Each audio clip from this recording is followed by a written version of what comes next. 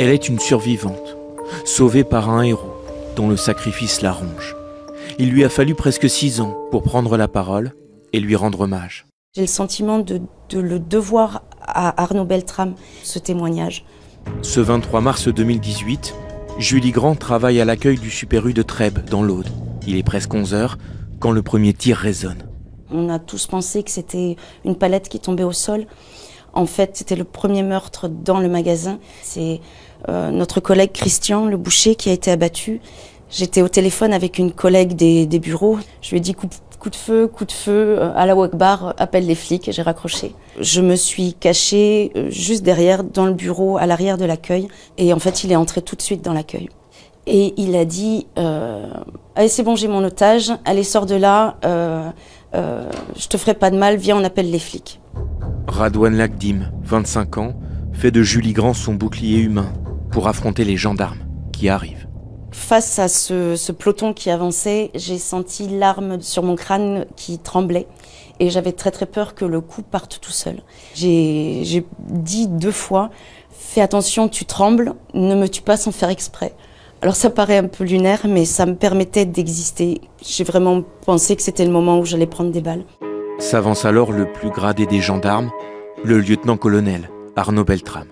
D'abord, ce qu'on a entendu, c'est « Vos gueules, les gars, reculez, je prends ».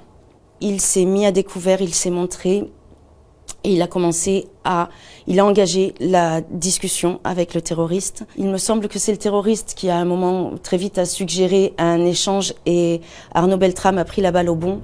Julie Grand est libre, mais Arnaud Beltrame, lui, sera mortellement blessé par le terroriste. C'était une immense colère qui est montée à ce moment-là, très grande tristesse. Ouais.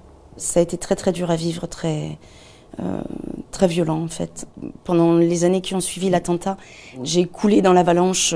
Une avalanche dont Julie Grand s'est enfin extirpée. Elle vient de publier son livre et viendra témoigner dans 2 semaines lors du procès des complices présumés du terroriste tué dans l'assaut. Le livre et le procès, c'est une manière pour moi de déposer cette histoire et j'espère qu'après le procès, j'aurai quelques valises en moins à tirer derrière moi, que ça m'allégera un peu le quotidien. Ouais. La mort d'un héros.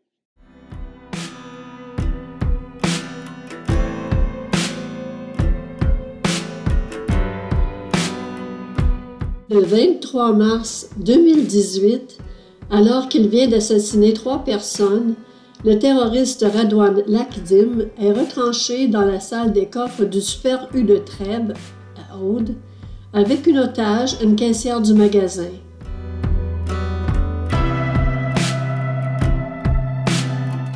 Il est 11h28 que le colonel de gendarmerie Arnaud Beltrame entre dans la salle des coffres pour se substituer à la caissière prisonnière.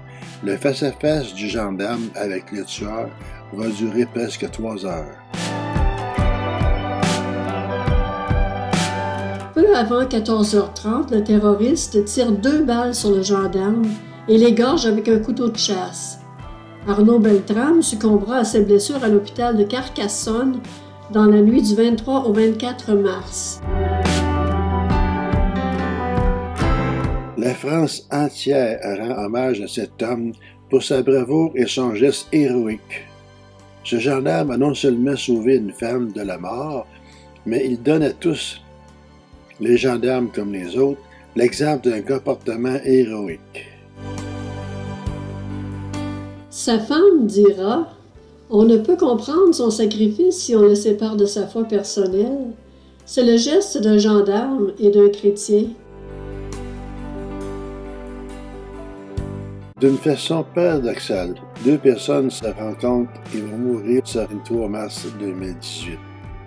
L'une pour faire la pire des choses, assassiner des innocents, l'autre pour faire la plus belle des choses, donner sa vie pour en sauver un autre.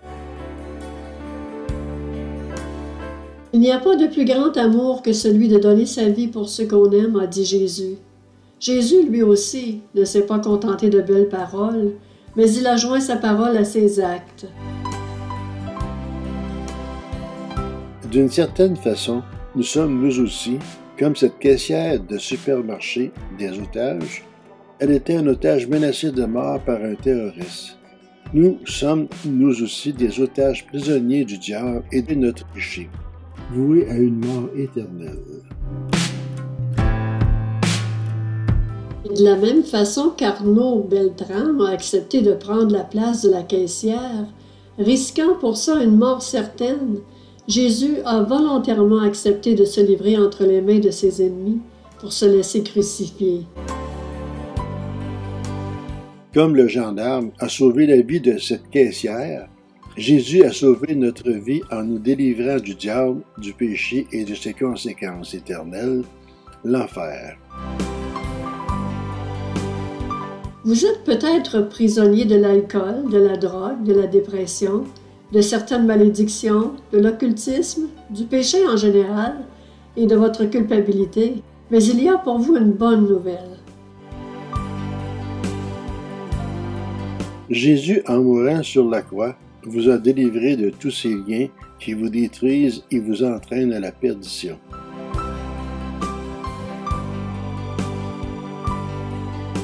Il est ressuscité et veut entrer dans votre vie pour faire de vous quelqu'un de nouveau. Si vous vous repentez de vos fautes et demandez à Jésus d'entrer dans votre vie, vous allez expérimenter la libération et la guérison de vos maux.